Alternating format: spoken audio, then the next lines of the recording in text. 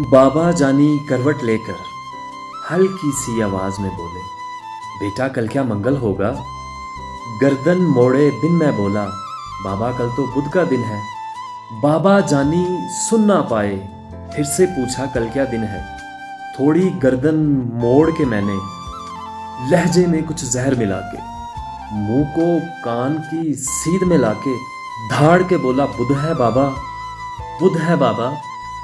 आंखों में तो मोती चमके, सूखे से दो होंठ भी लर्जे, लहजे में कुछ शहद मिला के बाबा बोले, बैठो बेटा, छोड़ो दिन को, दिन है पूरे, मुझ में तेरा हिस्सा सुन लो, बचपन का एक किस्सा सुन लो। यही जगह थी, मैं था, तुम थे।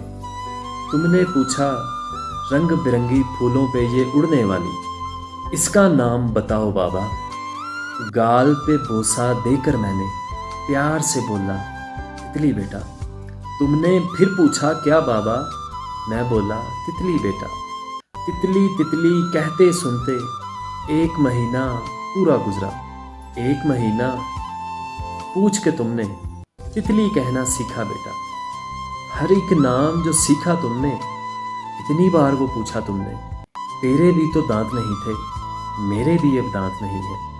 बातें करते करते तू तो थक कर मेरी गोद में सो जाता था, पर तेरे पास तो बाबा थे ना, मेरे पास तो बेटा है ना।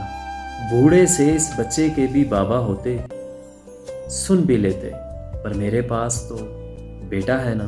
तेरे पास तो बाबा थे ना, मेरे पास तो बेटा है ना।